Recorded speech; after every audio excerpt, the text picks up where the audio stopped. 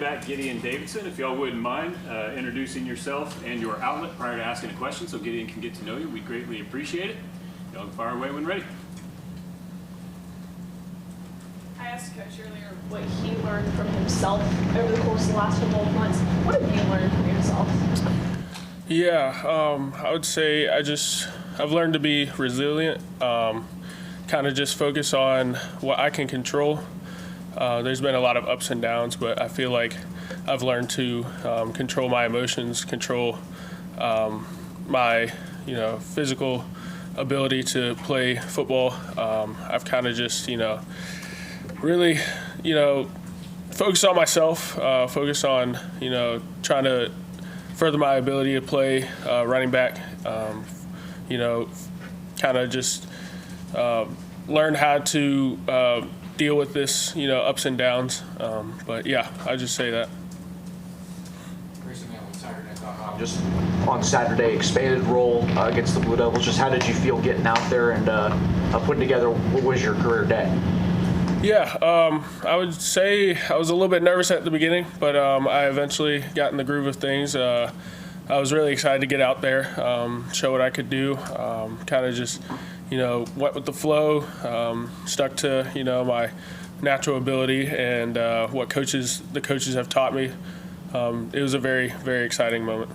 Particularly as a pass blocker, just how do you feel like you've grown in identifying maybe incoming blitzers, just that understanding of what Garrett Riley's coaching out there? Yeah, I would say I've improved a lot. High school, I didn't really pass block a lot. Coach Luke, the offensive line coach, has done a great job with implementing that in the RB room. He gets with us mostly every other day to make sure we know what we're doing. Coach Spieler's also been a great coach in teaching us how to pass block, and I think I've improved on that aspect of the game. I know that you're a man of faith. David Hood of TitanNet.com. I know you're a man of faith. Is there a verse or something that you've leaned on? And I know you're really close to your family that you've leaned on through this time of kind of getting to this point. Yes, sir. I would say Joshua 1:9. That's always been my life verse. Have I not commanded you, be strong and courageous? That just kind of sticks with me, just knowing that God's been with me throughout my entire journey of life. He's brought me to this moment, and it's been a really exciting journey. I really couldn't do it without God, and I'm very grateful for him and what he's done in my life. John, well, Post-Courier, what you've been through in your life, does that maybe give you perspective in such a difficult season that things can be worse? Oh, for sure. Yeah. This losing season has not been the hardest part of my life. As probably some of y'all know, I've been adopted twice. My village back in Africa was ruined by a flood. My parents couldn't really raise me. Me and my two other brothers that were adopted with me. So I'd definitely say I've been through more difficult times.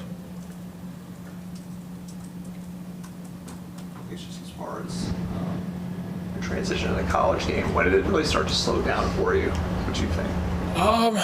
I will be honest. It starts to slow down for me the more I get into it. So probably this past weekend, it's slowed down a significant amount.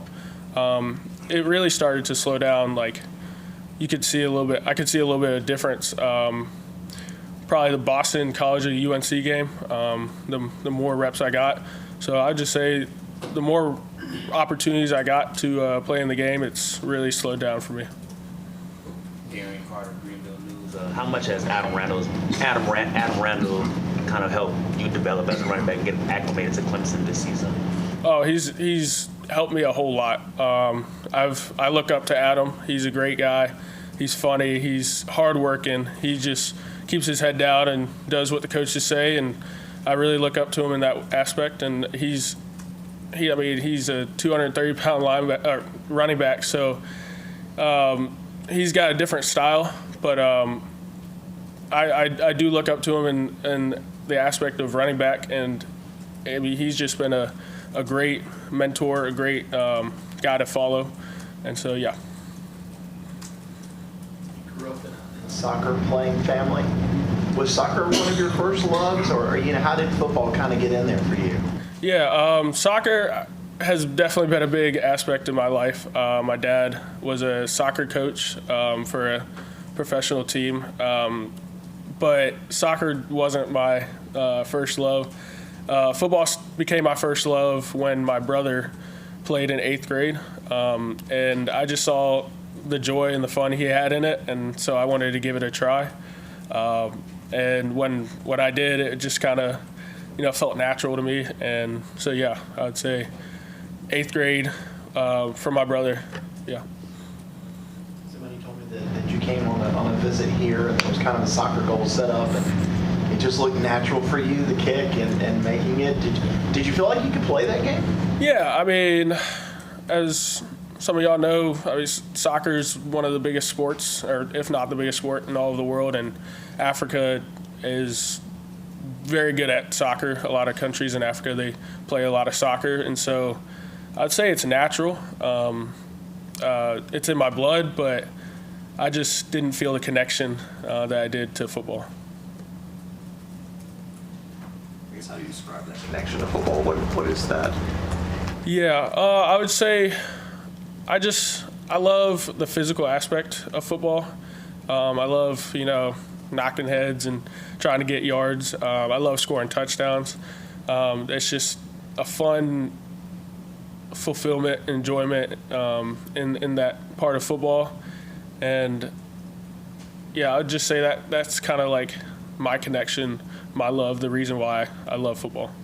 How hard was it for you to have kind of limited carries early in the year, not getting out there and knocking? I would say it was difficult at first, but I really just used it as motivation. Kind of just keep my head down, work harder, listen to what the coaches were saying. I knew I would eventually get an opportunity. So, and when I did, I would take control of that opportunity when it presented itself. One of the guys that used to play here told me he loved to wake up on Sunday and feel the soreness because that meant that he actually played. Did you wake up Sunday? Yes. Soreness, and you'd be like, okay. For sure, yeah. Before every game, too, I tell myself, if you aren't hurting at the end of the game, you didn't play. So it's just, I guess, motivation. And, yeah, I do love that feeling. I mean, it hurts, but I do love that feeling.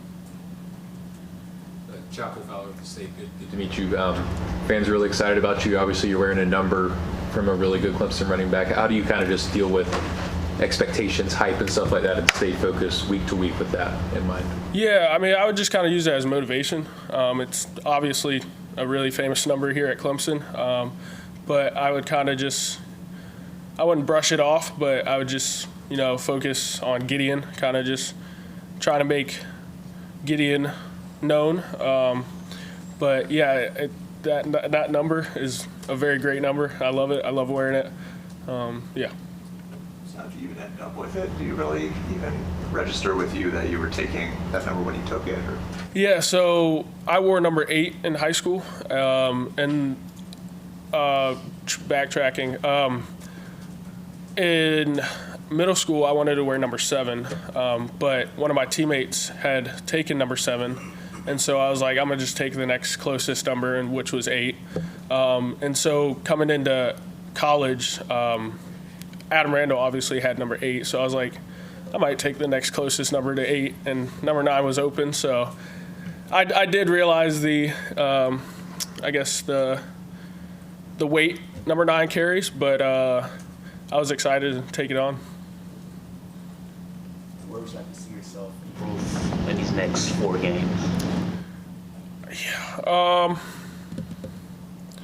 I would say probably making guys miss in the open field. I feel like I could have done a lot better at that in the Duke game.